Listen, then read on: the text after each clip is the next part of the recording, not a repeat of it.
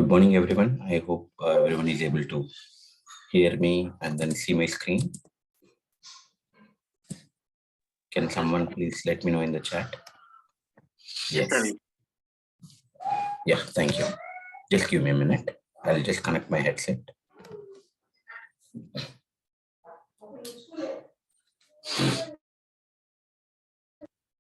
Yeah, thank you guys. So let us get started. So this is a session on the singleton design pattern.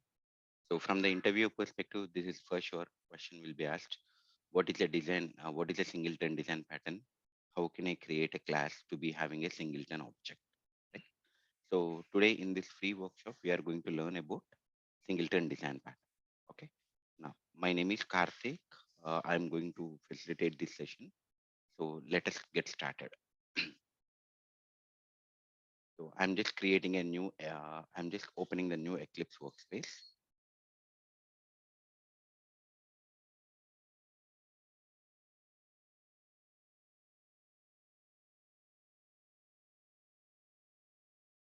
Is my voice fine, Prathamesh, now?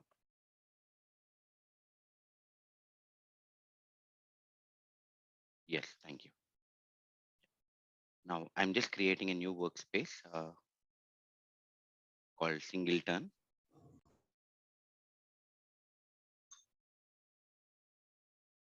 I'm just creating a workspace, selecting the workspace and launching the project. So before the Eclipse gets loaded, let us see what is a singleton. So as the name itself is suggesting that singleton, that means there should be only one object. So whenever we are working in the real-time projects, so whenever you create an object, can I say that memory will be occupied for all the instance and instance variables? Whenever you are creating an object, memory will be occupied. So sometimes we don't need to create an object every time.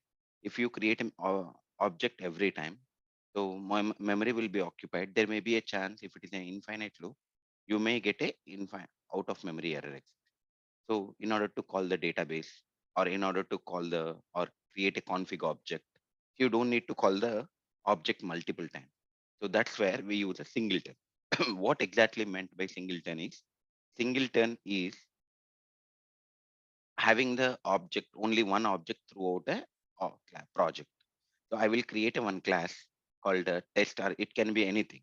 Okay, whatever may be the class name. For that class, I should not allow anyone to create more than one object. So that is nothing but a singleton.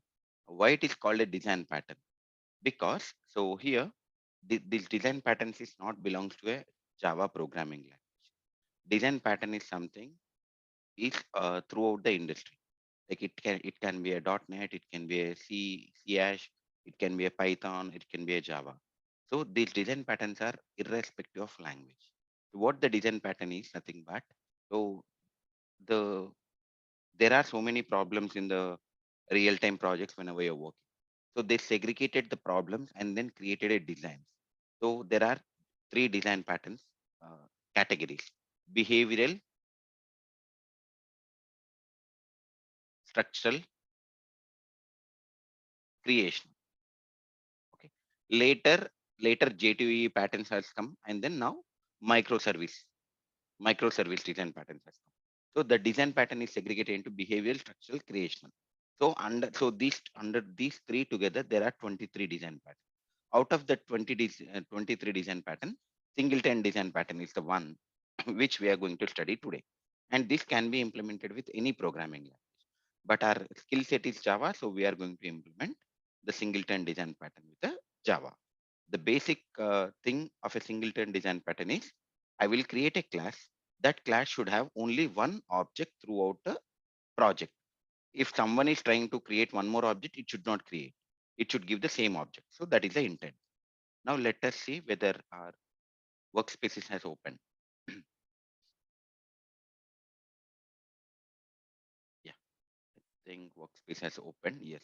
I just created a new workspace, guys. Uh, Guys, are you not able to hear me clearly? Am I audible enough? Yeah, a bit low voice. Is it fine now? Yeah, better. Yeah. Yeah. So others, are you able to hear me now? Yes. Yes, sir. Okay, fine. So please check your audio as well. So I hope my side there is no problem now.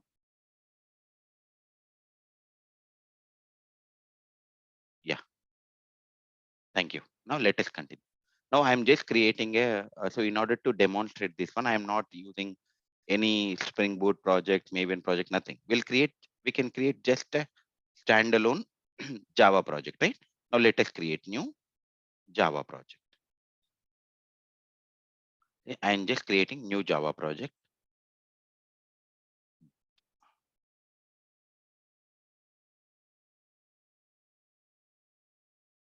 I'm just creating a project name as Singleton. I can keep anything. So use a executor environment. I'll put Java 1.8. I don't want 17. I'll put 1.8. Okay. No. No. So the project has been created. Now let me create a class. Now under this one, let me create a package. Sorry.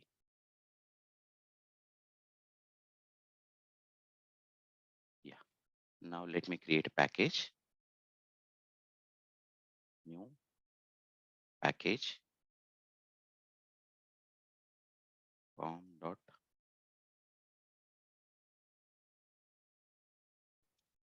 I'm just creating a package. Now let me create a class.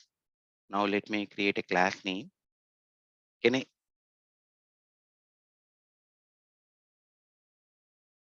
I'm just creating a class name as a singleton example. I can keep anything, guys. I can keep Karthik also as a class name. Okay. I'm just creating singleton class as an example. Now let me maximize.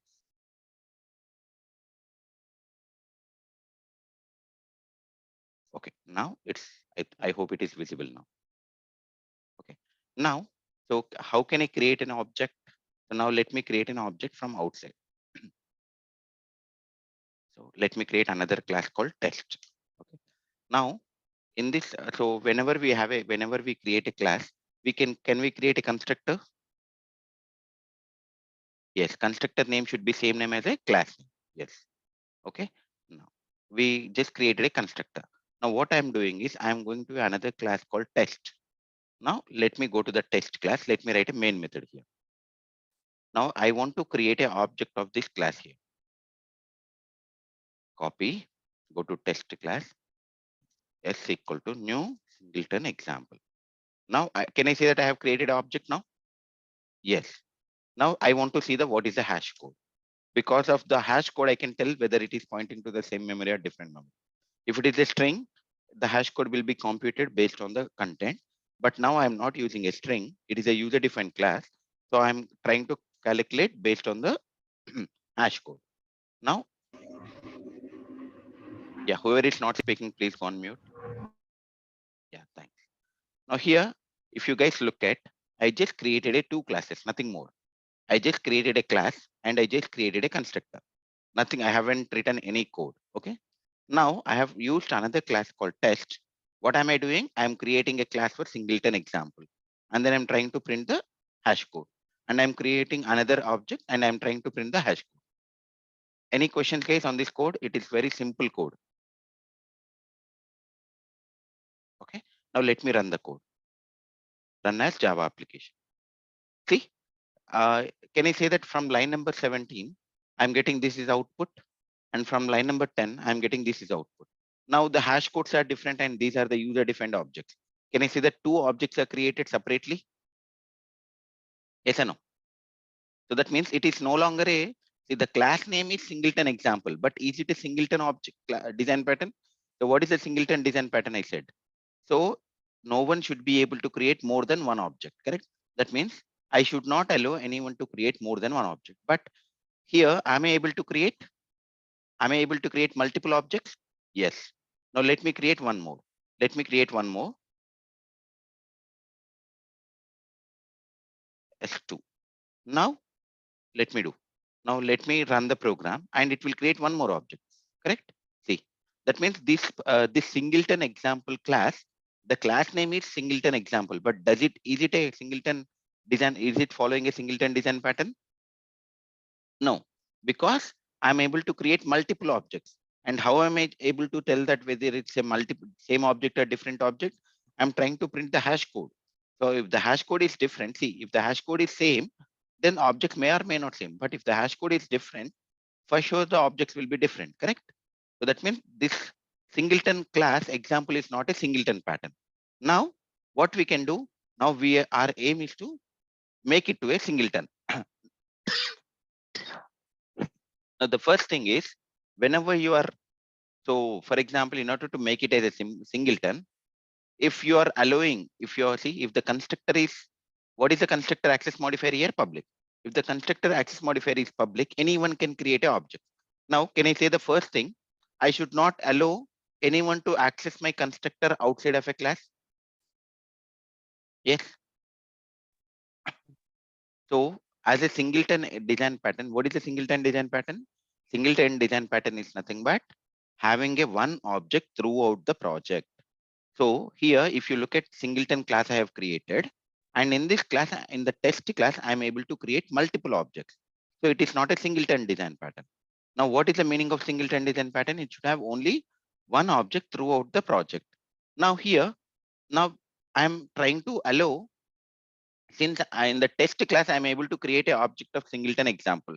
Hence, I'm able to create multiple objects, correct?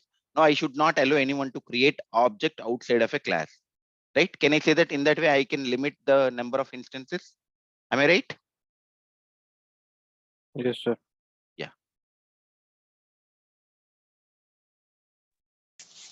Sir, if you make constructor as a private, I'll then come to no one that. can access it, no?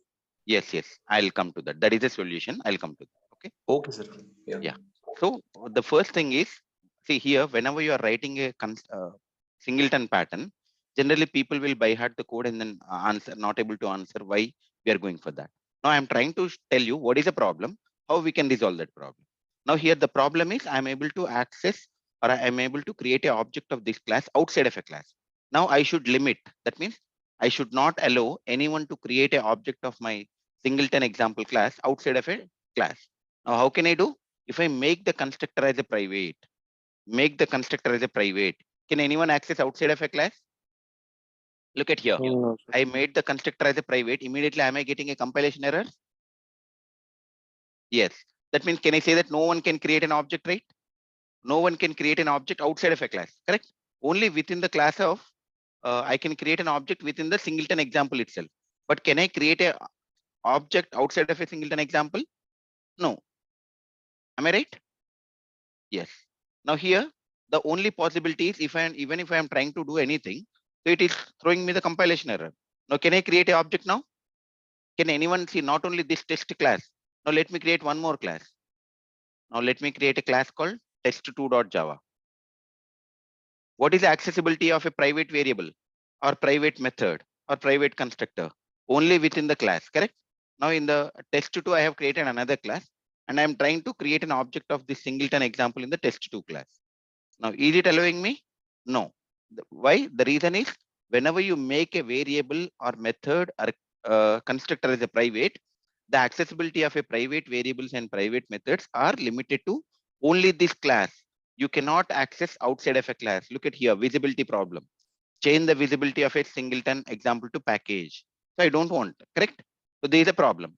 Now earlier, what is the problem? I am able to create multiple objects. Now, can I say that by making the constructor as a private, I have reduced that one? Yes or no? Yes. Now that means no one can create a object. Now, but I should create an object, right? Here, if I am not creating an object, how can they access the object, right? Now, what I will do, I will create a global object like this. S equal to new singleton. So can I say that this is the object I have to, within the class, I can create an object, or within the constructor, I can create an object, correct? Now, can I say that I am creating an object? Yes. Now, yes, I created an object. Now, I have to see in the test class, I want to use that object, correct? In order to call, for example, in this class, I have a method called M1. Let me take a method called void M1. What is this method M1? Is it an instance method or a static method? Instance method. In order to call an instance method, how can I do? I have to have an object of this example. Now I have created an object, but I want to call this method in the test class. How can I do? First of all, I need a singleton example object, correct? I create an object, but is it returning? No. Can I, if I'm creating an object, can a constructor return some value? Can a constructor return some value? No. So what is the best way? I have to write some method, correct? Now let me write that method. Generally, that method name is called as get instance. You can write any name. There is no guarantee that you have to use the method name as a get instance. The industry standard is to use the method name as a get instance. Get object. Let me use get object. Okay. Now in the what is the method I'm using? Get object. In this method, what I'm returning, whatever the object I have created, I want to return it.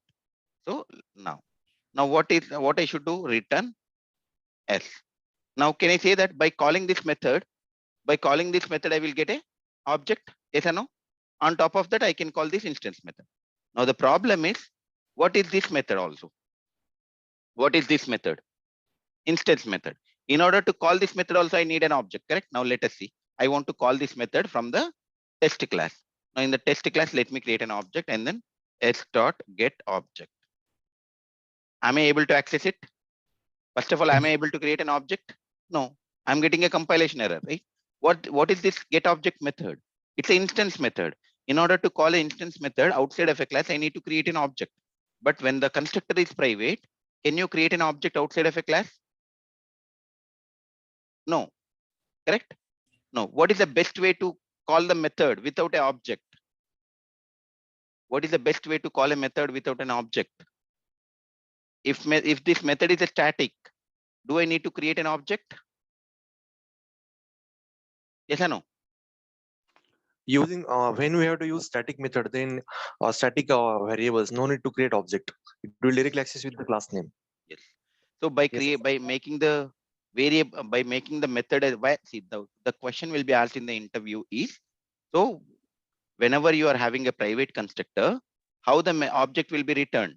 You can say that method, but what method you need to create? The question, why the method get instance method is static. So let me create. So we can keep the currently I have made the method name as a get object, but we can keep the get method name as a get instance. Okay. Now in the So, interview they might be asking, whoever is not speaking, please go on mute.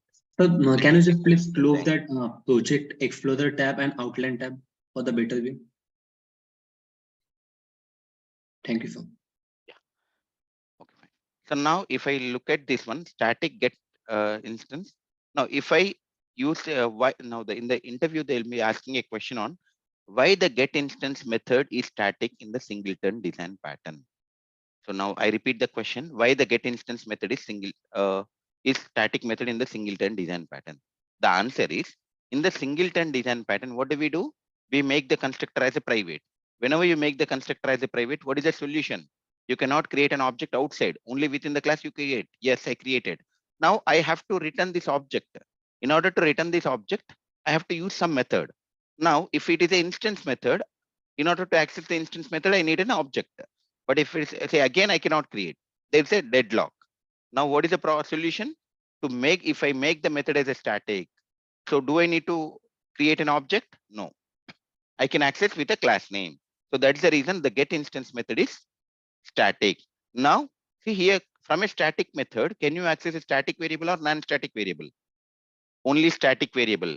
So here, what is the issue? Cannot make static reference to non-static field. So if you remember in the core Java, we have a guideline saying that from a static method, you can access another static variable or another static method. But this singleton example class, is it an instance or static? It's an instance. Let me make it to static. Okay, done. Now, see, look at here. Now I created now. Now here, now do I need to create a new object? No, correct? Now in order to get the instance or object, what I need to do? I need to call this method. How can I call this method? It's a static method. By using the class name, I can call the method name, correct? Let me copy this.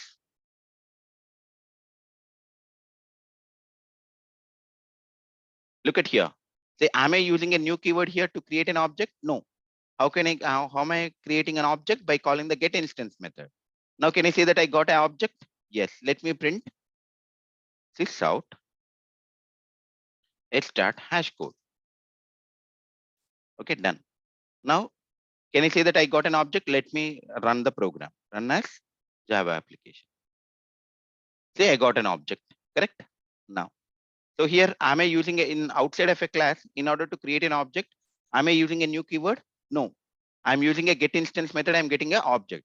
Is it, guys, clear till now? Please respond in the chat. Is it clear? Yes, sir. Yes, clear. Yeah. Now let's go further. Now, can I create one? Now my intention is, see here, here by using a get instance method, I created one object and I got a hash code. Now let me create one more object and then see the hash code. If both are same, then only I can say one object. If the hash code is different, can I say that it is a different object? Yes. Now let me look at that. See what I'm doing? I'm calling the get instance method again. It is giving me the instance. I'm printing the hash code. Now let us see what is the hash code.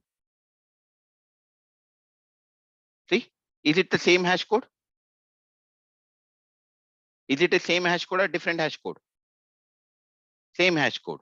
That means, does it created a new object? No. Now let me call one more time. So even that means whenever you call the get instance method, whenever you are calling a get instance method, is it giving you the new object every time? If you look at the previous code, what we have written using a new keyword, every time it is giving a new hash code. But here I am trying to call the get instance method 3 times. What the get instance method is doing? Is it giving a different object or same object? So it is giving the same hash code. Same hash code means, can I say that the same object is returned? Now, can I say that this is singleton design pattern? Yes, but there is some problem. We will look at that problem also. By inheriting that, we can. Yeah, I'll let me explain. Okay, just you guys let me know whether you are able to understand or not, or if there is any confusion. I'll explain the entire topic. Don't worry. Okay. Now the thing is, now what is this variable? It's a static variable. When the static variable will be, see here, in a project, I have created a class. So what is my intention? Whenever I call this get instance method, I have to create an object, right? And then return. If nobody is calling this get instance method, for example, I created a class like this, and do I need to mandatorily use this singleton design pattern in my project? No, you can create a class. If you want, you will call the get instance method, then the object has to be created. That means object creation should take place in the get instance method. But here, where am I doing the object creation? In the global variable level, correct? At class level. Now, by doing the class level variable creation, when the object will be created? Whenever this class is loaded by the class loader. So when the memory will be allocated for a static variables. So there is a concept called class loading, right? All the static variables will be initialized with values or objects during the class load time itself. You don't need to, so whenever you are having a static variable, you don't need to call here before calling the static method itself, or before calling the get instance method itself, object is created. But the problem is, if I'm in my throughout the project, if I'm not calling the get instance method, what is the point of having an object, correct? Because if I'm creating an object like this object is getting created during the class load itself, before running the program, during the class load, that means during the compilation itself, or it is getting created the object, but that is not the right solution, correct? If I'm not using this one, unnecessarily I'm creating a memory. So this is called as eager initialization. So in the interview, they might be asking what is eager initialization and what is lazy initialization in singleton design pattern. I repeat my question. In the interview, they might be asking what is eager initialization and what is lazy initialization in singleton design pattern. So whenever you are create, yeah, whoever is not speaking, please go on mute. Sir, can you mute?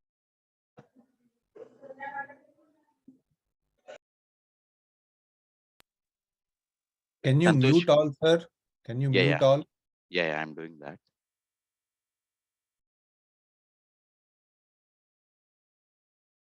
Yeah. Okay. Now, so the thing is, what is eager initialization in singleton design pattern? That is the interview most frequently asked question. Now, so whenever we are creating a get instance method, am I creating an object in the get instance method? No, I'm creating a global variable. At class level, I'm creating an object, and then just a minute, guys.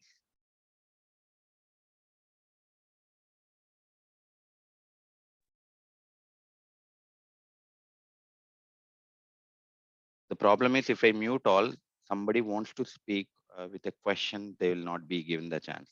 So that's the reason I don't prefer doing that. But let me try.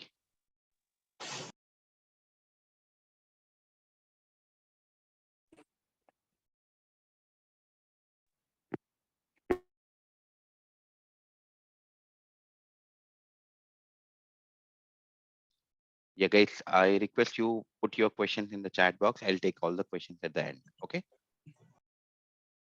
Please. Thanks. So please don't speak. I'll take your questions at the end. I'll take all of your questions at the end, please.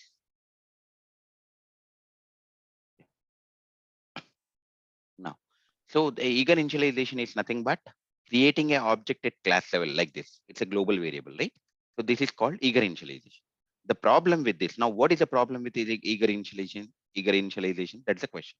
So the problem is whenever the class is loaded here, whenever you're creating an object static variable like this, the object or memory will be created, or object will be created during the class loading time itself. It does not wait for the get instance method to be called, correct? So that means whenever this class is loaded, that time itself the object is created. That means even if you're not calling throughout your project, even if you're not calling this get instance method, the object is created. So that's a waste of memory, correct?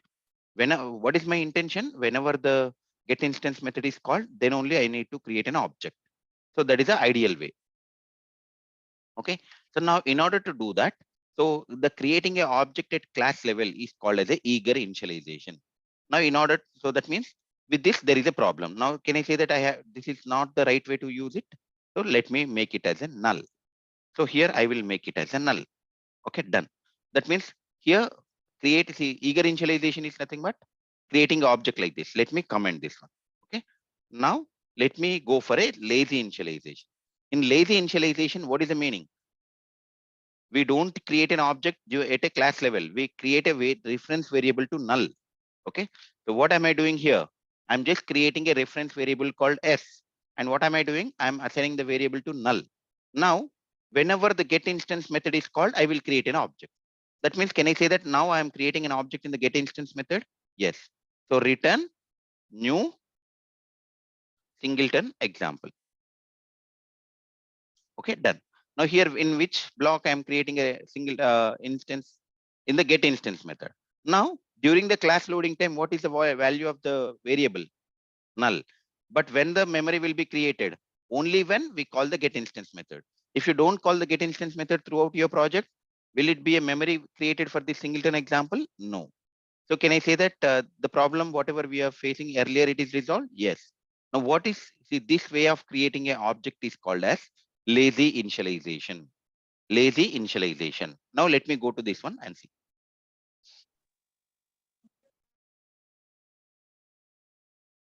See, but see here is by doing the lazy initialization, am I getting a same object or am I getting multiple objects? I repeat, by doing the lazy initialization, am I getting a same object or am I getting a multiple objects? I'm getting multiple objects. Multiple objects. Yeah. So whenever I get a multiple objects, that means my class is not behaving like a singleton. That means, see, eager initialization was good, which is giving me the singleton, but by following the lazy initialization, it is broken. Now I need to fix it. Now, can I say that when I have one object, I should not create another object? So can I say that whenever get instance method is called, in this method, am I writing any code to check whether the object is present or not? No, I'm just simply creating an object. Whenever you call this method, object is created. This is a wrong, correct? Now what I need to do, look at here. What is the global variable value? S value. Whenever the S is null, then only I need to create an object. Am I right? Now let us see. Whenever the S value is null, if S equal to null, then only I need to create an object, correct? No. If not, then I will not create an object, correct? Return null. Yeah. sorry, let me create a s equal to new and then return. Instead of doing a return here, s equal to new. Now here, what is a change of a code from the previous one and this one? In the earlier scenario, I'm calling the get instance method, and without checking, I'm returning a new object. That means here you are calling one time, so new object is created. Here you calling another time. Here you are calling another time. Correct? So it is creating a 3 objects. Now what I'm doing, whenever you call it, I'm checking. It's a global variable, correct? So this, if the value is null, then only I'm creating an object. If the value is not null, then it will not. Now let us debug this code.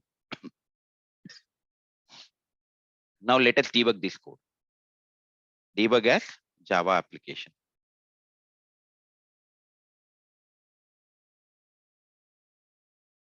Switch. Now look at here. Now I'm trying to debug now. So look at here, in which method I am currently. Look at here, thread main, in the main method. Now whenever I say get instance, can I say that I will go to the get instance method? Yes. Now let us debug it. See, what is the value of s? Because I have done the lazy initialization. What is the value? Null. So now can I say that is the condition true? S equal to null? Yes.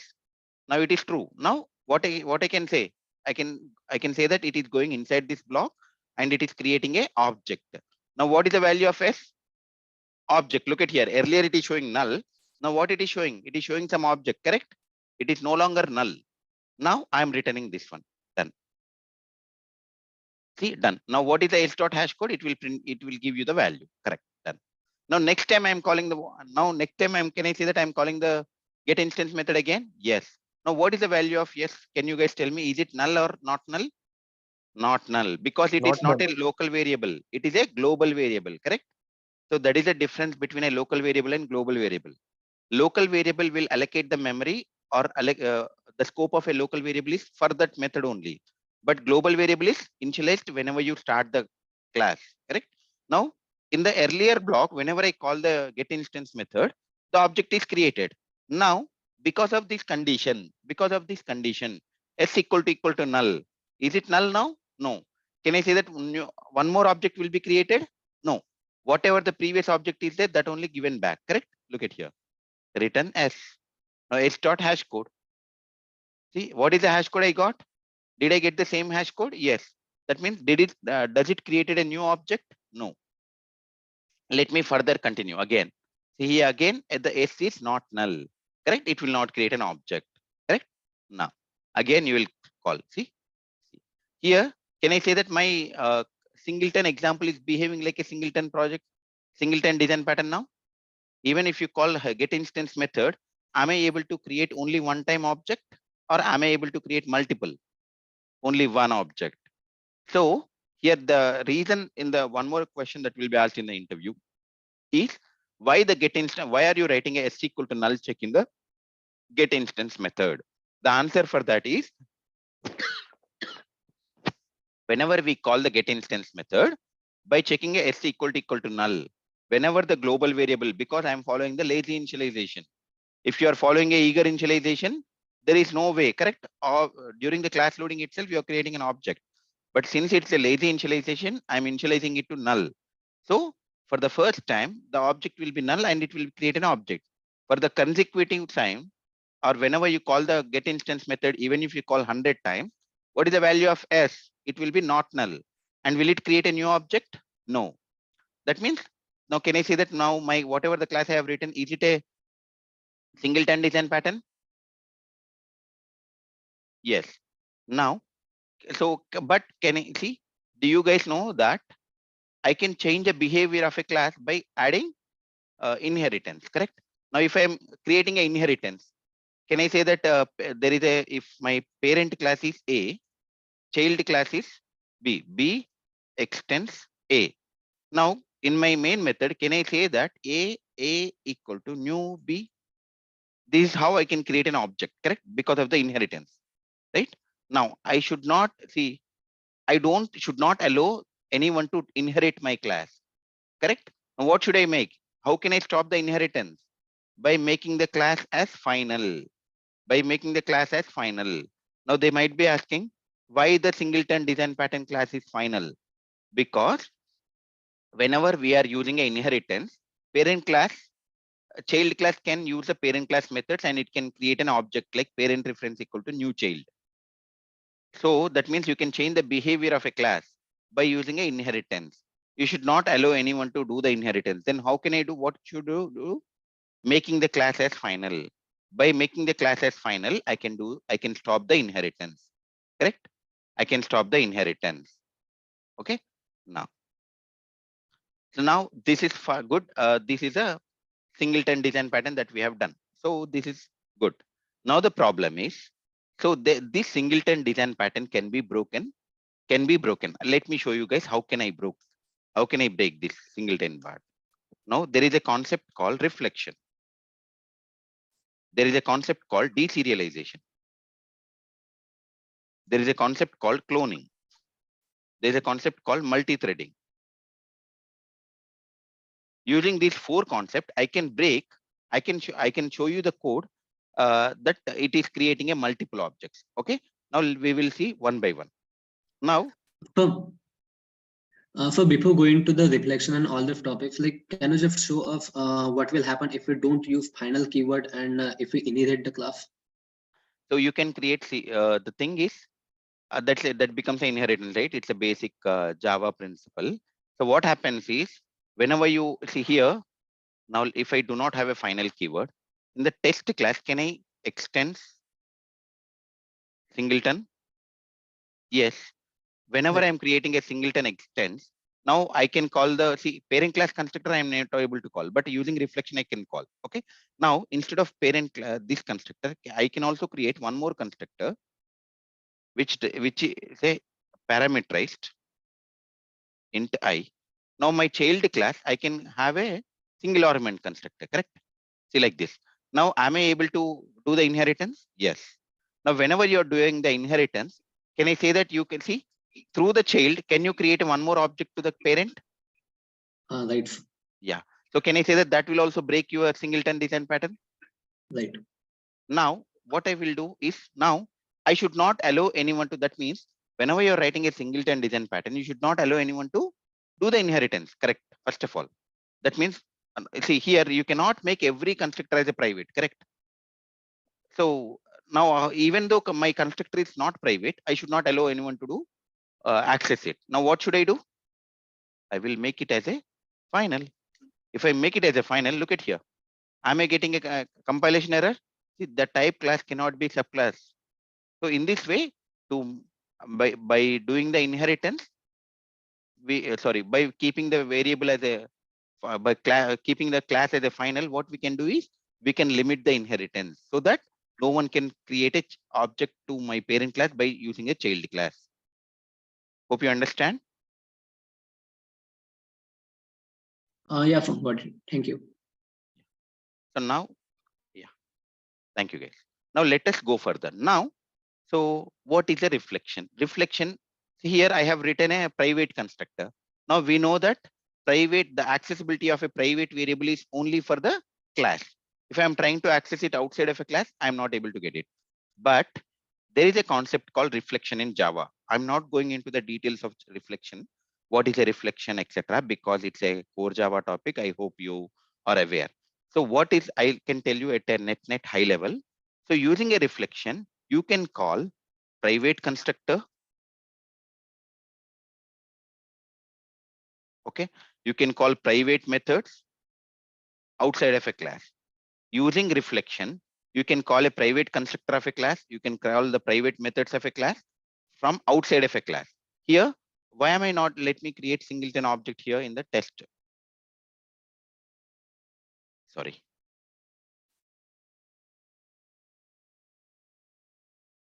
Okay, done. Now, if I am doing this one, I'm creating an object. Whenever the object is created, constructor will be called. So, but the constructor is private, so you are not able to create directly. So in order to, for example, if this is a situation, then what I can do?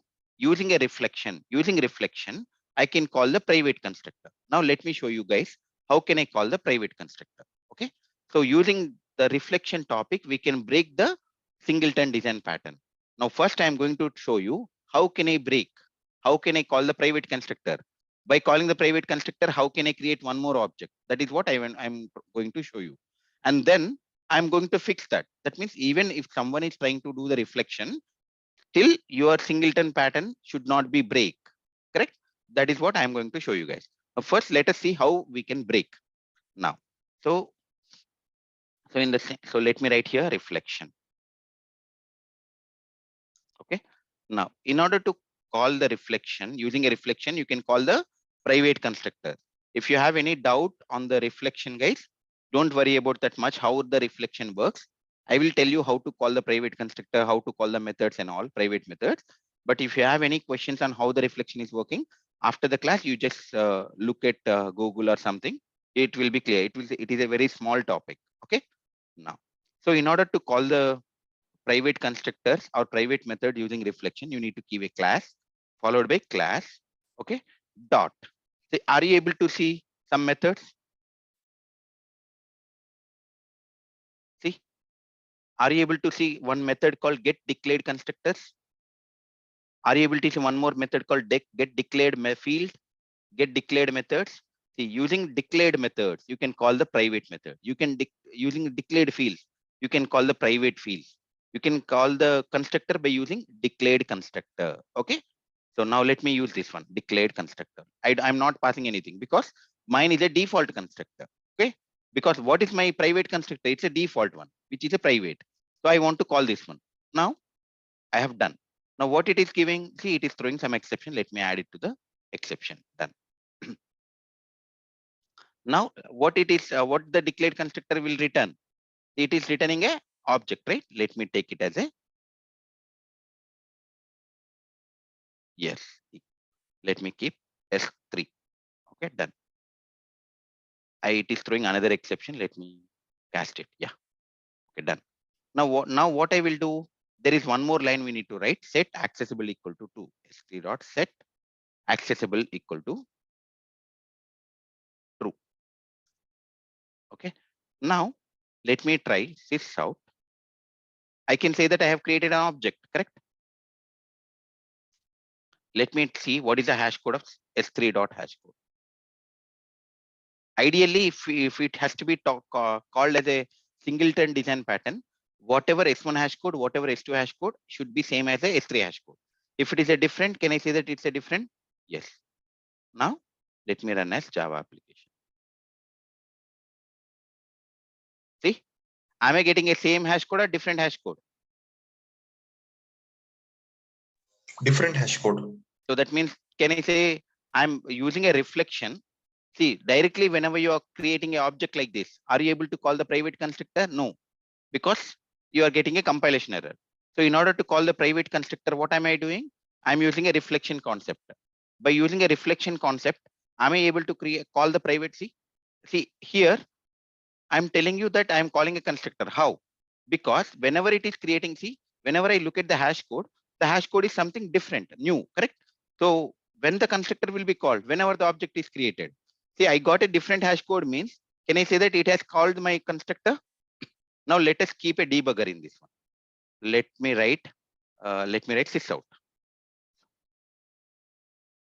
In private constructor. Okay. Now let me keep a debugger. And then from this line, let me see whether the control is going there or not. Okay. Debug as Java application. Now, if you look at, I'm just going to the line.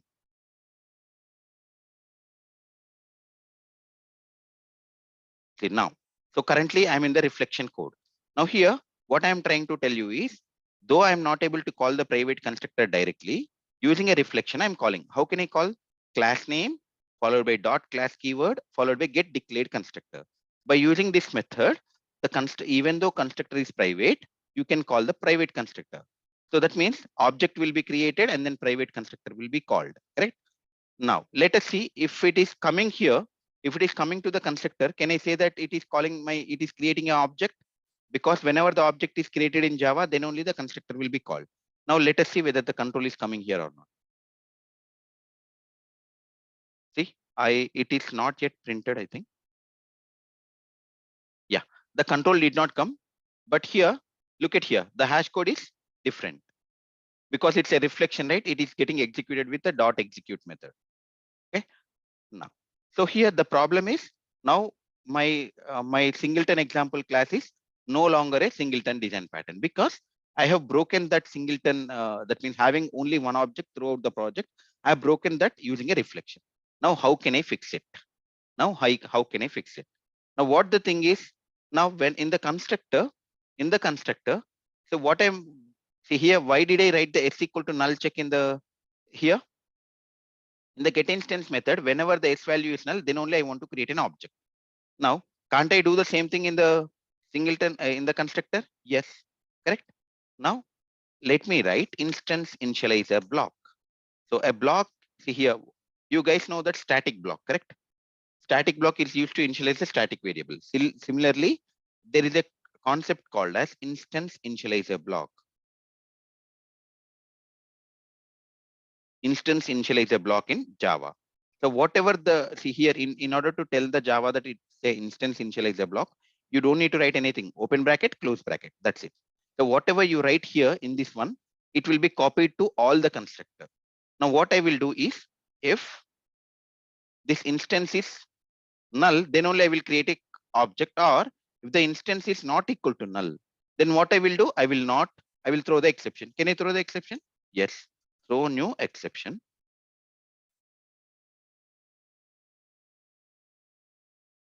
Object is already present.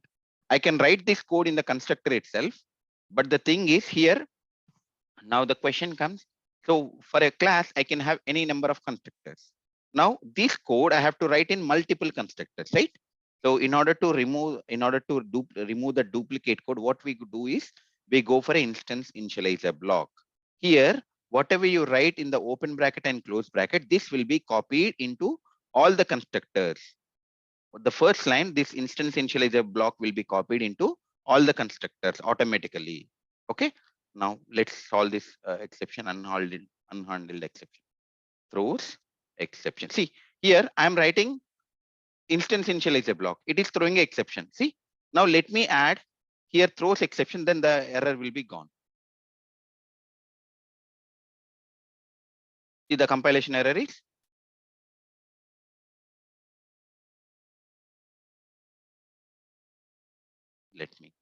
sorry.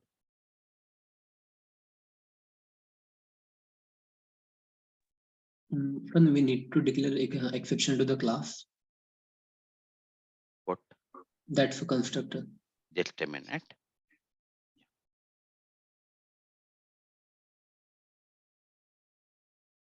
Sorry, here also I need to do here also. In this constructor also I need to do. Yeah. So here if you remember, I just now told, see here I have declared the throws exception for this no argument constructor, but I have another constructor called single argument constructor, right? Did I declare here? No. That means, can I say that whatever the code that I am writing in this instance initializer block is getting the constructor, the compiler will copy this code into all the constructors. So that's the reason here I did not add, you're still seeing the compilation error. Let me add it. Now it is gone, correct? Now let me go back.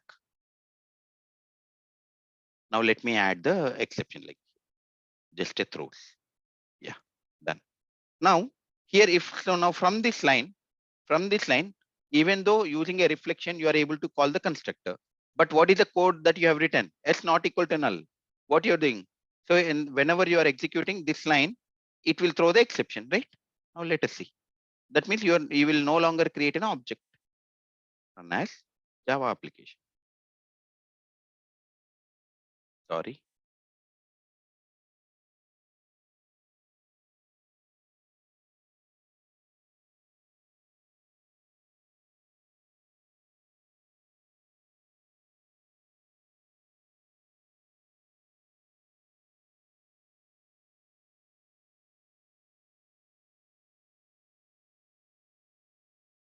Yeah, I haven't saved that.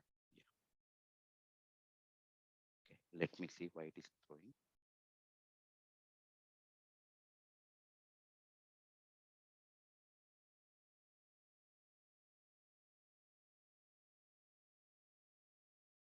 Okay. So because it is why the object is getting created, because it is looking for the next constructor. Let me comment this. Okay. Let me comment this one. Here also, if I make it private, then it work. Let me run this program. Run as Java application.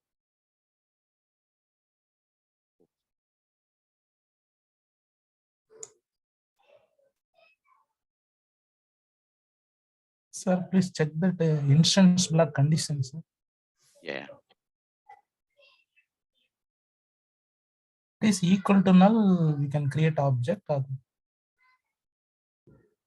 Yes, that is what I'm checking. I have checked not equal to null. I'm throwing exception. Equal to null,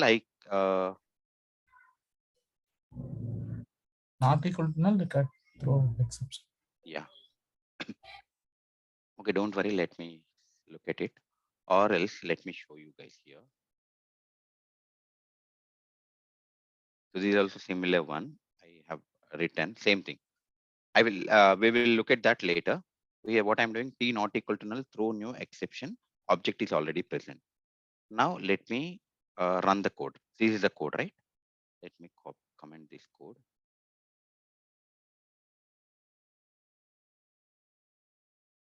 So in the interest of time, what I'm doing, I'm just showing the same code which I have written already.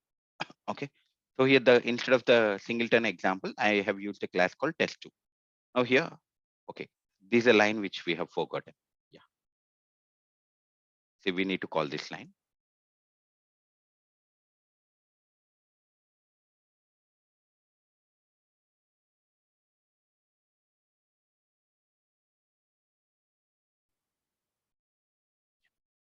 Now let us run the program. Yes. Yeah. So this is a new instance method we did not call. Get in. Yeah. So now if you look at here, the first 3 lines are giving. Now, whenever you are calling using a reflection, so look at here, see, it is calling the constructor. But when, as I mentioned that the instance initializer block code is copied to all the constructors, right? That means though you have written separately, this code will be copied. The compiler will look like the code like this. Now, whenever you're calling using the reflection, whenever you're calling the private constructor, so it is the control will go here. Now here it is checking what is the S value, not null, right? It is going and it is throwing an exception. Or I can also create only the object is equal to null, then only I can create an object. So there are different ways. I should not allow anyone to, if someone is trying to do the reflection, I want to throw the exception. Then this is how I can throw the exception. Or if I want to create an object only value is null, then also I can do, instead of throwing exception, I can write a s equal to new single turn example. So these are the different ways. Like in the scenario that I told is, I want to throw an exception. If someone is trying to do, I want to throw. So this is how you can break that reflection using a singleton pattern. Now, how did I fix it? Now by initializing, by writing the instance initializer block, and if the instance is not equal to null, I'm throwing an exception. Now in this way, if someone, for example, this is you have done, and through you are working for a TCS, you have created a singleton design one class, and then Infosys people are trying to access. When they are trying to access, if they are writing this code, then if you are not writing this instance initializer block, they will be able to create an object. But if you write this one, so you will throw the exception. Whenever you throw the exception, that means you are not allowing them, correct? Now, whenever I'm not allowing them, can I say that I have only one object? Look at here. Even if someone is trying to do, am I creating an object? No, because only I'm throwing, before creating object itself, from the constructor, I'm throwing the exception saying that object is already present, right? So in this way, I'm limiting my class to have only one object. So this is how we can break the singleton design pattern using a reflection. And then this is how we can fix it. Does anyone has any questions? You can ping in the chat. If not, we'll go for the next topic.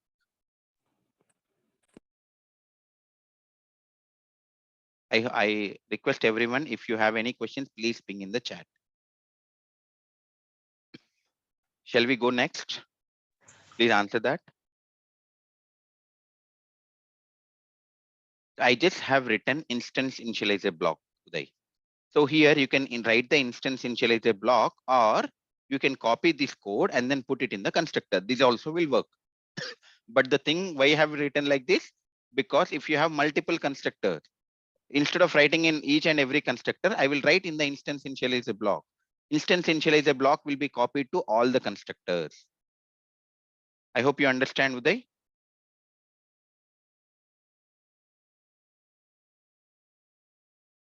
Shall we go for next deserialization? How can I break it?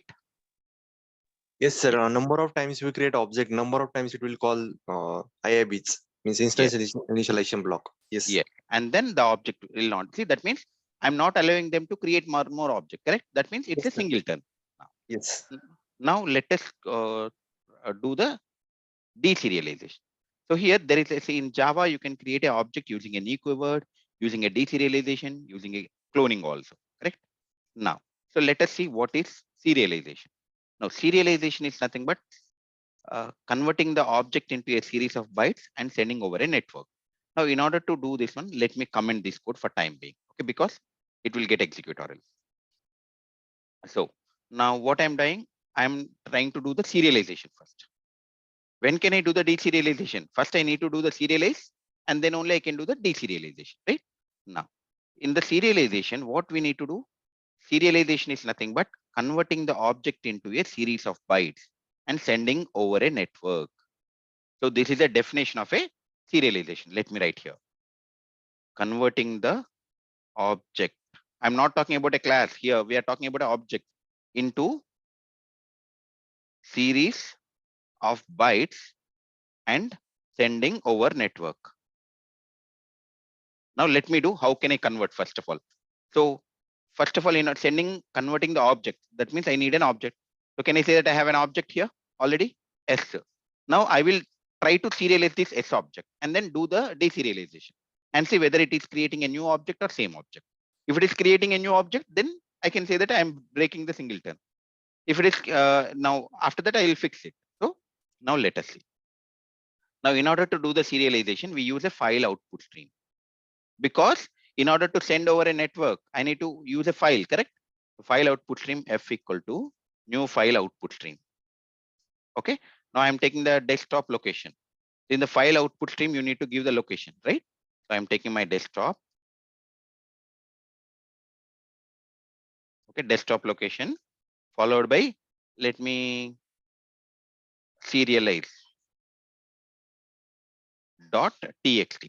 Now what I'm doing is, serialization is nothing but converting the object into series of bytes and sending over a network. So what I'm doing from my Eclipse, I want to write the object state into a notepad document. In order to write it, I'm using a file output stream. So which one does the converting the object input stream? In Java, there is a class called object output stream. Sorry, object output stream out equal to, this out is nothing but a reference variable name. You can keep anything. New object output stream, and then it is taking file. Now out dot write object. Okay. Now what is the object I want to write into a serialization? See this object. I can take S1, S2, because all these are same objects only, correct? Because it is not creating a new. So I want to take one object. I want to write a serialization. So if I execute this code currently on my desktop, do you guys see any text document called serialize.txt? I repeat my question. On my desktop, are you guys able to see one document called serialize.txt? No. Now let us run this program. That means what I'm doing, using these lines of code, I am trying to serialize the object. What is the object I'm trying to serialize? This is a singleton which we got using a get instance method. Let me run the program, run as Java application.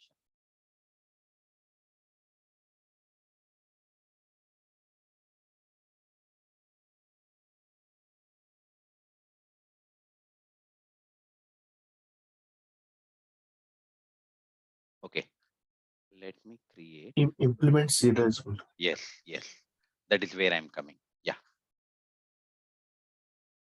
So in order to do the serialization, how does the see here? Now, then again, one more question will be asked is, here serializable is an interface, correct? It does not have any methods. It is called marker interface. Now in the interview, you might have seen, so serializable interface does not have any methods. Then how it does the serialization, correct? Just now, I have shown you, without implementing a serializable interface, am I able to get a serialization exception? Yes. Now, how does the Java know? It's a, see, the Java JVM has implemented SHA algorithm. That means using a class metadata, it will know how to do the serialization. Now let us run the program and see whether we are getting a same exception. See, no, I did not get any exception, correct? Then can I say that here, converting the object into a series of bytes and running over a network? Here, using these 3 lines of code, the first line is creating file. The second line is creating of that file, and then third line is, see, this line, this write object is responsible to convert the object into series of bytes. Which object it is converting? The singleton example object. Now let us look at, see, are you able to see one document called one txt document called serialize? Was it present earlier before running the program? Guys, please respond in the chat. Was this document present before running the code? No, right? Now let me open the document and see what is there. See, are you able to understand what it is this? Some code. So now what I can say, now can I say that I have an object called S. This write object method has converted this S object into a series of bytes. This is nothing but a bytes. Okay. And then I have written that object into a text document called serialize. Now what I will do in order to give, so I will give this one. So here in this serialization, I can have a variable called string S equal to Karthik. Here, now in this one, I will have one variable called string S equal to Karthik. Okay, done. S1. Okay. Now can I say that this is an instance? Instance variable means it belongs to an object. Can I say whenever I do the serialization, this S1 also will be serialized? Yes. Now let me run the program again. Run as Java application.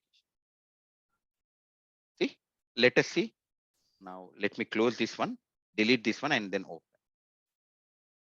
Yeah. Run the program. Yeah. So see, I got it. See, look at here. Is it something different, right?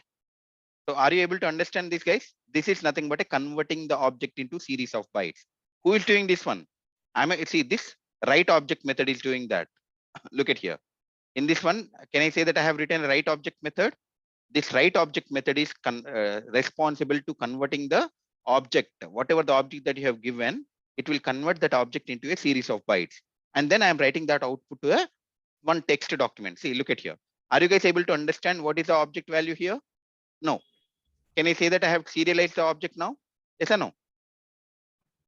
Yes. Yeah.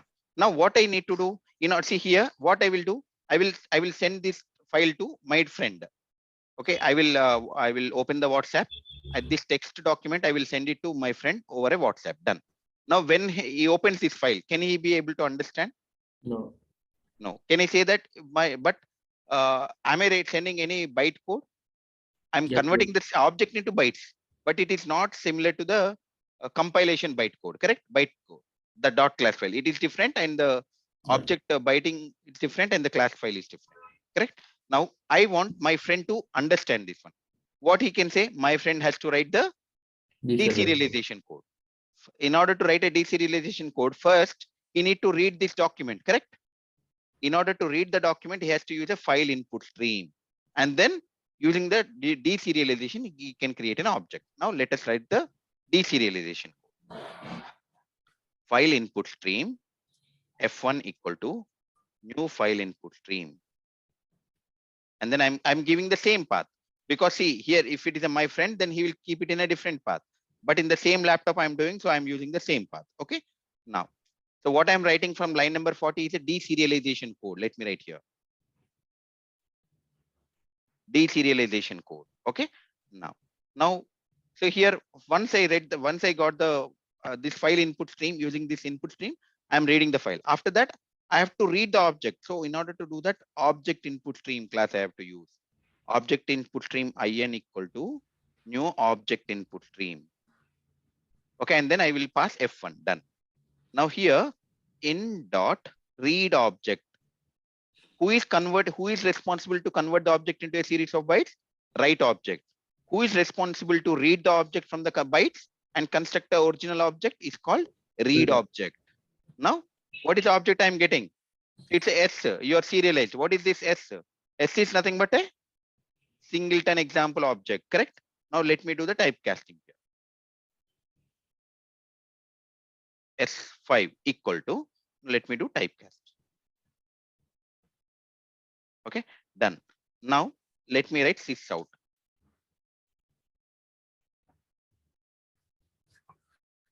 Now if I say S5 dot hash code, if it is something different hash code, can I say that it has broken? Yes. Now let us run the program. Run as Java application. Look at here. Am I getting a same hash code or different hash code? Different.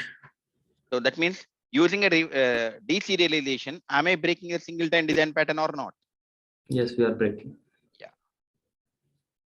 Guys, I hope everyone is able to understand. I have shown the code serialization, and during the deserialization, I have broken the singleton design pattern. Right? Now I want to fix it. Now I have to fix it. Now there is a method called read resolve method. You have to override the method called read resolve method. Read resolve method. Okay. Now in this read resolve method, return, instead of creating a new object, so this read resolve method will be called by the object class during the deserialization. Now what it will do, it is creating a new object. Instead of creating a new object, can I say that S is my object which is already created? Now I will return the same object. Now let me run the program. Let me run the program now.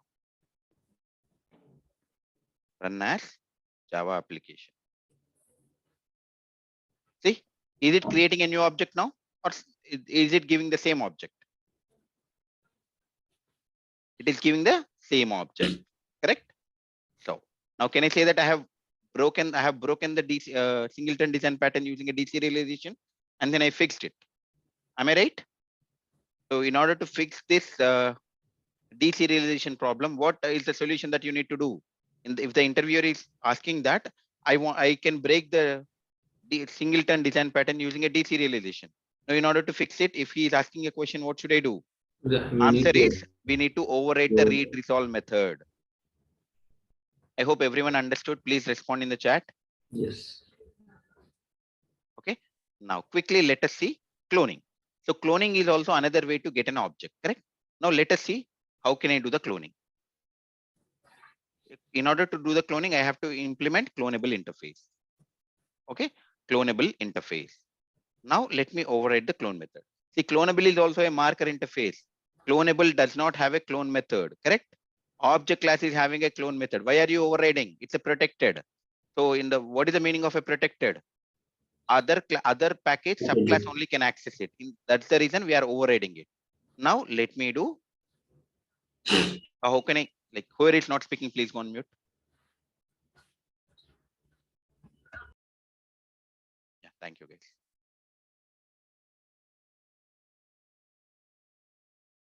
Yes, Chandan, this will be available in the YouTube. Now let me keep S6 equal to what I will do, S5 dot clone. So I'm calling the clone method. See, clone method might give you some exception, right? Yeah, I'm doing the cast.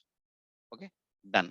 Now after this one, what I will do, let me do sys out S6 dot hash code. By doing this one, what I will see, if the hash code is different, then I can say that new object is created. See, I got the hash code, different hash code, correct? That means by using the cloning, I'm also breaking my singleton design pattern. Am I right? Guys, are you able to see? By using cloning, I'm able to break the singleton design pattern. Now, in order to fix it, what should I do? In order to fix it, what should I do? Now, in the clone method, instead of calling this one, can I write the same condition? Return as I can do, correct? I can return the same instance, or I can also say that clone not supported exception. You cannot clone this object. It depends on our requirement. If you want to throw the exception, you can throw. If not, you can. If you want to give the same instance, you can. See, by overriding the code, like earlier code is return super.clone. That means it is calling this object class clone method behavior. But I don't want that. I'm just giving the object, whatever it is present. Or if I want, I can throw the clone not supported exception also. It is depending on a requirement. By writing this one and running the program, what is the, am I creating a new object now, or am I giving the same object? Same object. So this is how you can break and you can fix the singleton design pattern using cloning. I hope everyone is able to understand. Yeah, there is one more way of called multi-threading that we will also discuss in another 5 minutes. In the before time, in the meantime, so guys, I'm starting a new batch from tomorrow. I'm starting a new batch from tomorrow on Java new features. It will cover Java 8, 9, 11, and the timing is every day 8 p.m. Okay, sir. Sorry for interrupting you. Actually, whatever concept we have to use, like singleton design pattern or Java new features. So here we Can have I to. take this question at the end? Yeah, sir. Yeah. Sorry. Yes. So here, just small announcement, guys. So there is a new batch is going on, going to be started from tomorrow on Java new features. It is like Java 8, Java 9, and Java 11. So when I say Java 8, completely streams, lambdas, how can I write a stream? We are going to cover the interview questions. We are going to write the live coding. Everything I explain using a programmatic approach only. And then I'm going to tell you how can you use a stream? How can you write a stream? How can you understand a stream? And from the interview perspective, what questions will be asked? What is the solutions you need to give? So we are going to look at 8, 9, 11, and the timing is every day 8 p.m. And the duration for this course is between 35 days, between 35 to 40 days, we are going to complete. And the course fee is 4,000 rupees. Course fee is 4,000 rupees, and recordings will be provided free of cost. So there is, for the recordings, you don't need to provide any extra amount. Recordings will be provided free of cost. If you are not able to attend the classes, or if you are on emergency leave or something, you can refer to the classes. So this is a batch I'm going to start from tomorrow on Java new features. Okay. So if you guys are interested, you can join tomorrow. I'm going to share this link. I'm going to share this link also. And whoever is not someone saying that they have joined late, so you are going to get an email, and in that email you are going to get a link details as well. The fee is 4,000. I repeat, let me write here.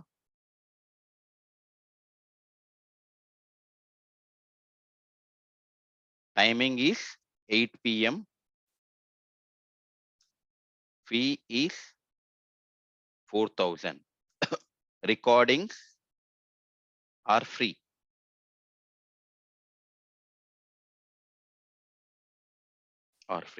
Okay. And duration is 35 to 40 days. Approach is practical. For each and everything, I'm going to explain through practical. Like today, I hope you have seen, I haven't explained theory much, right? While I am talking about the theory, did I write the code? And did I show you guys each and everything? Why am I writing? Right? So the practical approach of the teaching would be a practical approach. And if anybody is interested, I request you guys to please complete this form. I'll share this form in the chat. Guys, I have just shared one Google form in the chat. Can you guys please fill this form? I'll wait for 5 minutes. I request you guys to please fill this form. And in the meantime, if someone is my previous batch student, can you share the feedback? How the teaching would be there? Anyone from my previous batch?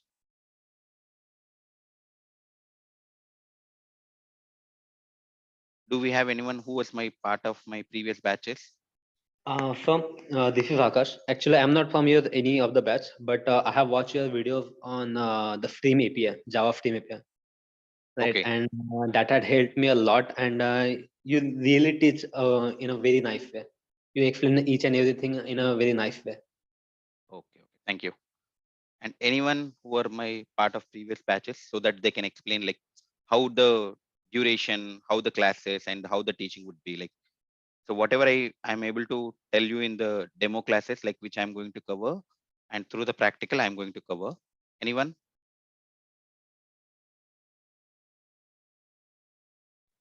Hello. Yeah. This is Rambhav here. I'm from previous batch. I attended your Java 8, 9, and 11 this course. Sir teaches each and everything practically. The duration is very means whatever he committed, the course completed into that frame, and recording is also available free of cost. That is very nice. If you miss any class, we can get it into that. Also, whenever sir started the demo classes are not actually the demo. It's actual classes he started, and the knowledge we get each and everything. And the nice thing is that he provides interview questions with the answers. So, and these are the not copied anywhere from Google or anything. So, sir actually made himself that question, prepare that questions and answer for that. So, it's a really nice course. If anyone actually wishes and looking for such course, you can. I suggest that you can attend from Karthik sir. Thank you. Yeah. Thanks, Rambanu. So I was just asking them to say the feedback because you are not aware of me. You cannot take a decision within a 1 hour class, right? I have explained the singleton pattern through programmatic approach, but you cannot take a decision whether I'm going to do the same thing for rest of the course, right? You cannot assure, like, you cannot take a decision based on 1 hour class. So that's the reason I am trying to ask my previous students, what they feel it, right? So if do we have any other person, any other my previous batch students? Yes, Karthik, I am your previous batch student. Actually, I attended Java 8.9 and also data structure classes. So it's both are new, very nice, and I'll promise you guys, you can learn more things and within a short of time. And daily, if you need to practice means, I think within completing of the course itself, you can crack the interview. So it's better to join the course. It's not. I'm not praising him because I'm telling by my heart. It's really nice. So don't miss this chance and join the course. And within the, if you are daily practicing means, I think if within the completion of the course itself, you can crack an interview.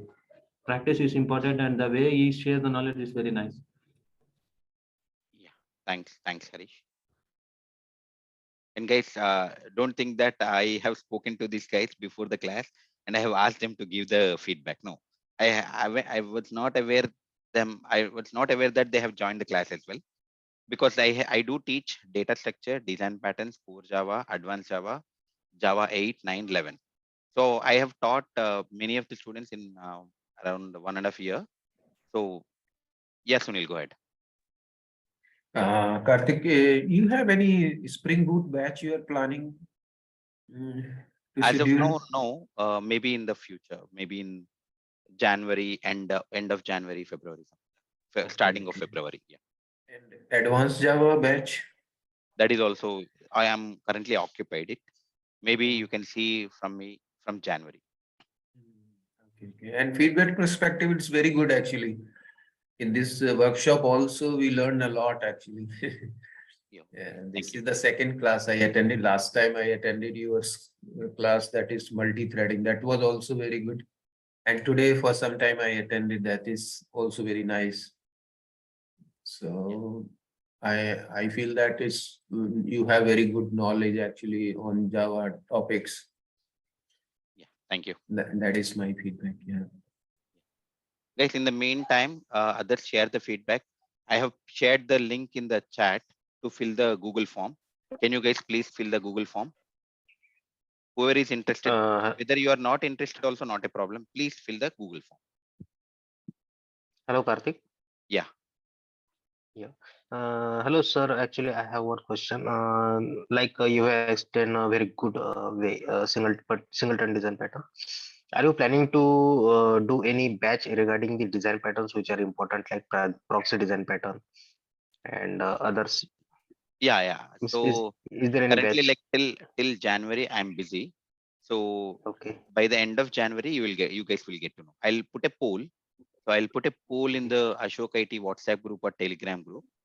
So based on the Okay. response of the poll, I can attend. I can schedule a class. Because see, if I put it randomly, if one or two persons will join, it is Mhm. waste of your time, my time as well, right? Because the thing is, if the more students are there in class, what I will do generally is I don't mute anyone. I encourage the questions. Even if I'm not able to answer the question, that's fine. It's not a problem, right? I'm also a human being. So I can practice those and I can get you the answers. It may not be immediately, maybe 1 or 2 days. That's how I learned my knowledge. So that's what I encourage everyone. So based on if at least around 30 people are there, I can take a poll. Based on the poll response, I can schedule a class so that it would be good for everyone. Because Okay. in a class, there are 30 students. They'll be asking 30 questions. One person can obviously understand the 30 questions, right? It is easy for the interview purpose as well. So that is only my intention, not regarding the money, nothing. So because by Okay. teaching you, I should grow in my personal space, right? I mean, like Yes. technically, that is my intention. Actually, there are no good resources for design patterns. How to implement that in Spring Boot? Yeah, So that's why I was asking for any batch if you are conducting. sure. Maybe you will get to know in the month of Jan. I'll put a poll. Okay. Just look at the Ashok IT WhatsApp group or this one. Or if there is anything, I'll let you. Okay. Thank you. Yeah. Yeah, go ahead, Ram Gopal. Something you wanted to say something? Hello. Yeah. Yes, sir. Is there any full stack web developer batch for like 3 to 4 months or 6 months who can cover like all topics in depth? Yeah, there is. You can go to the Ashok IT website. You can see. Okay, sir. And yeah, thank you so much. Design pattern is also batch is there, Karthik? So it is. I taught earlier. Maybe due to busy of my schedule, I was not teaching now This because will like be I do teach. Yeah. there will be so many design pattern, right? Or Yes. only 23. singleton? No. There are creational, behavioral, structural. So it includes around 23 design patterns. I taught them earlier. Maybe around 3 batches Okay. have taught. So if we start the design patterns, so all those 23 will be covered. Okay. Yeah. Okay. So basically use of this design pattern in the like in So first of all, architecture. what is a design? What is that? For example, if I take strategy design pattern or Right. factory design pattern or bridge design pattern, what is that? Correct? And Mhm. in which scenarios I can use it? Because for the design pattern, you cannot tell you can tell the project example where you can Right. use it, but I cannot. For a simple design pattern, I cannot create a project. Correct? In a single project, you cannot. There is no possibility to implement all the design patterns also. Right. But the Right. thing is, you need to know if the Mhm. situation comes, how can I implement what, which design pattern I should go for. So that is what Okay. design pattern is all about. Basically best practices, right? Yes. Some people will say that can you create a project implementing all the design patterns? That is not possible for anyone, correct? Because see, the project takes years to complete. So whenever Correct. you are doing that, whenever there is some production issues and all, then by analyzing it, you will get to know what design pattern can be used. With that help only, the uh, design patterns has come into the picture. So in the design pattern batch, I'm going to teach what is that each design pattern, how can we develop through programming, right? And then in the project, in which situation you can use the design pattern. That is what I'm going to cover, which previously I have covered. For each and every design pattern, I'm going to give you the notes and then the program. And the program is not like which I have already written and then show. No, I will be writing in front of you. Not only this one, whatever I teach you, I'll write a code in front of you guys. Yeah, sure. I'll share the notes. Okay. Okay. Thank you. I hope everyone has filled the Google form. I request you guys to please fill the Google form. Even if you're not interested for this one, I just wanted to know how many are interested. I request you guys, please fill the Google form. Do you guys need some more time, or do you have any questions on the Google form? Sir, actually, I cannot Let's see attend this only. batch right now. Hello. Yeah, fine. Not Audible? not a problem. Okay, I so just need to know. shall I fill the form? Yeah, you can fill the form. Hello. Okay, thank you.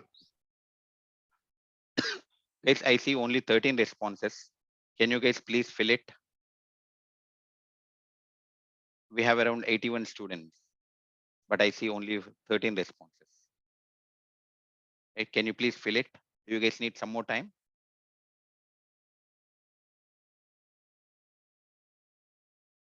I see only 15 guys, please.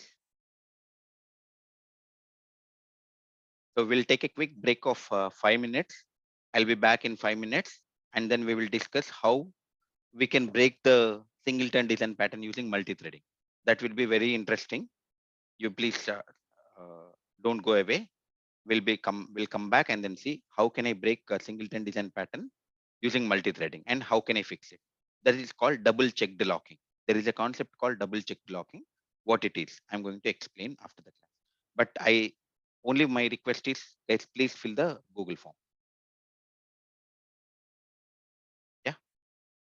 So that we'll get to know, and admin will contact you. That's the only thing. Only for this Java 8 features, if you are interested, you can provide your mobile number. The admin can contact you. And you can also join from tomorrow onwards, you can join the Java 8, 9, 11 demo classes as well. Demo classes will be free. You can join, and based on my teaching, you can take a decision. Okay. So we'll be back within by 9:40. I'll be back, and we'll continue the discussion. Sir, these recordings are lifetime free. You mentioned something. No, it will be time bounded, maybe 3 months or 4 months, because the platform that we are using is not the originated by Ashok IT. For each and every video upload, Ashok IT pays on behalf of you. Ashok IT pays to the third party. It's a third party tool. So for each and every person, and each and every day, there is some amount is mentioned, so it is not lifetime. Okay. Yeah. Thank you. Yeah, Pranav. Can you be little loud? So I'm asking that the Java 8, 9, and 11, is it mandatory to, is it 9 and 11, is it mandatory to in the interview? Yeah. Because Java 8, up to Java 8 is fine. Once you learn the Java 8, first of all, learning the Java 8 is very critical, because once you, now some people are using Java 8 or 7 also, correct? So going forward, so Java has a drastic change from Java 8 on. So 9 and 11 is also important, because for 8, if you look at the Oracle homepage, the 8 support is gone. In 2020 itself, they have 8 support is gone. Now Oracle is providing the support only for Java 11. So if you can see earlier, all the applications are migrated to Java 8. You have everyone asking a Java 8 question, right? Now, because the support from the Oracle has completed for Java 8, that is in 2020 itself, we are 2 years beyond, correct? Now, every application you can see, it will migrate it to the Java 11, because currently the long-term support is Java 11 version. Beyond that Java 11, like the lesser versions of Java 11, Oracle will not provide the support. So every application will migrate into the Java 11. So whenever they are migrating a Java 11, can I say that obviously they will expect you that you should know Java 9 and 11 in the interview? Am I right? Yes. Yeah, that's the reason learning Java 9 and 11 is important. See, now you have Java 17 also, but why are you not learning? Because currently long-term support is there for another 3 months, another 3 years on Java 11, correct? Okay. So once that is also gone, then you need to learn Java 17, because it's all, see here, the programming becoming easy, but you need to understand how to do the programming. In Java 9 onwards, there is a concept called modularity has come into the picture. So there is a concept of J shell. There is a concept of process API. So what are those? How can you work on those? So you need to know. So those can be asked in the interview. I hope I answered your question. Yes. Guys, I see only 26 responses. Please fill the form, guys.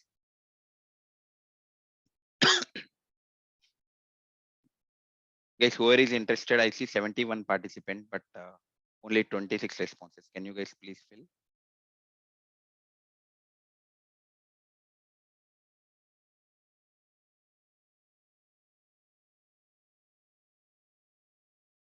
Okay, fine. If you're okay, fine. Let us continue on the multi-threading. Now we know that in order to create a thread, I need to extend a thread class or implement an enable. Let me extend the thread class. I'm extending a thread class. So whenever you extend a thread class, I need to do override the run method, correct? Run method. I have overridden the run method. Now in the run method, what I will do, so let me create a thread object, like calling the get instance method here itself. Okay. I want to call this get instance method in the thread class and see whether is it creating a new instance or is it creating a same instance. Okay.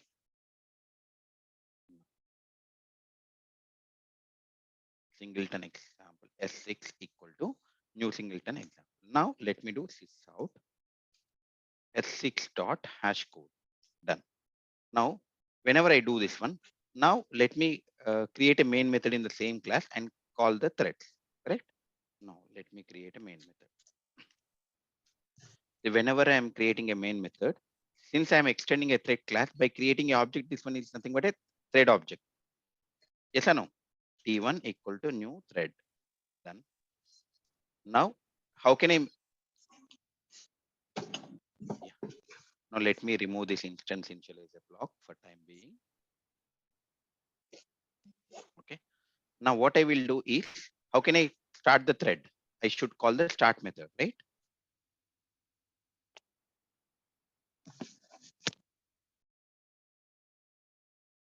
Yeah, guys, whoever is not speaking, please contribute. Yeah. Now T1 dot start. Right. Similarly, I can create a T2 and then T2 dot start. Correct. Now by writing like this, can I say that I have started the two threads? Yes. Now let us do the debugging. I hope some of you have joined my previous thread sessions. I'm not typing that. Let me keep a debugger in the run method, because run method is something which gets executed. So let me run the application. If you look at here, currently main method is running. Now if I do F6, then one thread will be created, right? See, yeah, thread one has created. Now which, see, run method is executing. Now let me go to the main method. Now let me create. See, now two threads are executing. So look at here. Whenever I say that get instance method, the control will go to the get instance method. Let me go here. See, currently S equal to null. Here also, let me go here. Now, if you guys can see here, what is the value? Now, currently I'm in the thread one. What is the value of S? Null. In the thread 0, what is the value of S? Null. Can I say that if I run parallelly, if I just run the program, can I say that both the threads will execute this line? Am I right? Because the value is S is null. Both the threads will execute this line. Can I say that both the threads will create a object? Yes or no? Yes. So that's the problem. Now, that means when one thread is executing this method, I should not allow any other thread to execute this method, correct? So in order to limit that restriction, I have to make this method as a synchronized. If I make the method as a synchronized, only one thread can execute, correct? So let me stop this one and then, so that's the problem in the synchronized. Now let us debug the same program.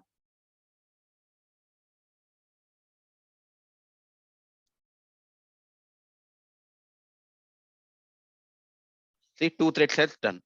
Now the first thread has started executing. Now it will go to the singleton. See, it is executing singleton. This one. Look at here. You can see the lock symbol, correct? It has acquired the class lock because it's a static method. So it will acquire the class lock. Done. Now I'll go to the thread one. If I do F8, see, is it executing? Is the thread is executing? the get instance method? No, it is went into the stepping mode, correct? That means by providing this lock facility, can I say that only one thread can access the method? Is that no? So what is, so you, by keeping a synchronized keyword, only one thread can access the method. So now in the interview, they will be asking why the get instance method is synchronized. Because whenever you're working with a multiple threads, there may be a possibility that multiple threads can execute it. In order to limit that, we are putting the method as a synchronized. If you're keeping a method as a synchronized, but there is some code inside a method, that means only one thread can execute. But I have a code like this. I want to execute. Let me stop this. Sys out. Hi. There are some statements which every thread wants to execute. Okay, these two statements. But if I keep synchronized, none of the threads. So instead of that, what we go for, instead of using a synchronized keyword, we go for a synchronized block. Synchronized block. Now, how can you write a synchronized block? How can you write a synchronized block? Synchronized keyword followed by open bracket, close bracket, correct? Synchronized. What I will do, Singleton example dot yes, or else this is called synchronized block. So what is the advantage of writing a synchronized block? Let us do the debug sim. Both the threads can execute method, but when one thread is executing this block, other thread will not execute. That's the advantage. Now, let me write this one. Okay. Now, Java application.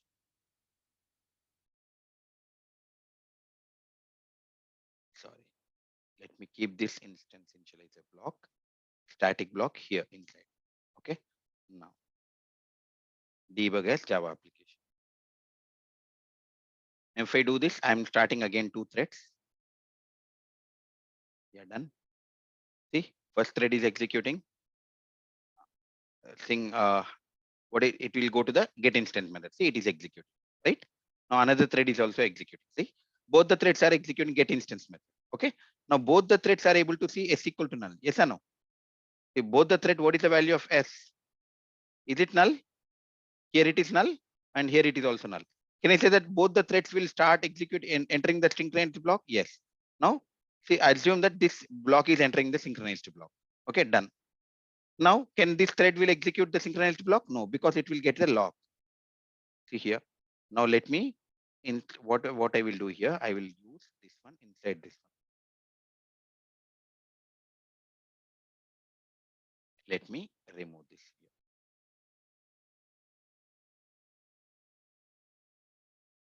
here. Debug as Java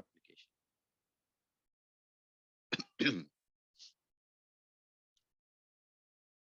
See, both the threads are running. The first thread is started the get instance method. And what is the value of s? Equal to null. Now I'm going to another thread. I'm executing this. What is the value of s? Null. Can I say that both the threads s value is null? So for the first thread is executing a synchronized block. Now look at here. See, the first thread has executed a synchronized block. Now, can the second thread execute the synchronized block? Look at here. See, it has acquired the lock symbol. You can see the lock symbol here. But second thread, see, is it executing? No. You can see that it is going into the stepping mode. That means it is going into the blocked mode. So now let us complete this one. Whenever you complete this one, already object is present, correct? See, as this object is present. But when this see, immediately it is creating an object, right?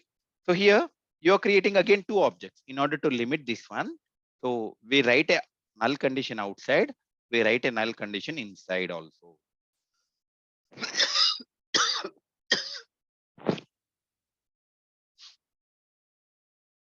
This is called double checked locking.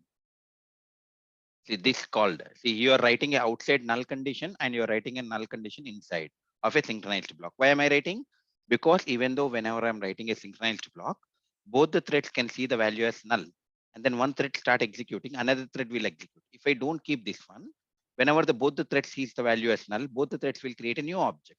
By keeping a s value equal to null again, second time, once one thread has completed the synchronized block, other thread will look at the value as s, not equal to null. So it will not create an object. Writing this code is called as a double checked locking. Double checked locking. So this is called double checked locking in Java, Singleton design pattern. Okay, I hope everyone understood. So this is how we can break a Singleton design pattern using multi-threading, and this is how we can fix it. Does anyone has any questions?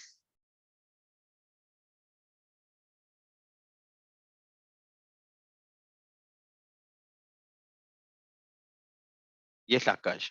I'll ask admin to provide you the code. This code you can even you can get it from website like any Google also, guys. I haven't written nothing new, correct? I have just explained everything, right? You can even get the code from the Google. So there is no shortcut key to debug back. There is a shortcut key like you can do the here drop to frame. This drop to frame will go back. That's it. Yeah, Poonam. We'll try to provide you. So I request you guys to please please complete the feedback, guys. I see only 28 responses, but we have around 64 people. Okay. So if no question, that's all for today. Does anyone has any questions?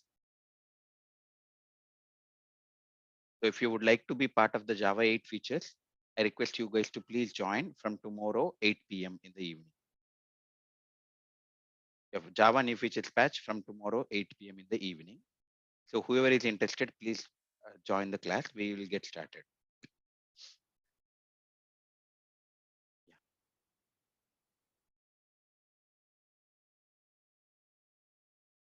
8 p.m. in the evening.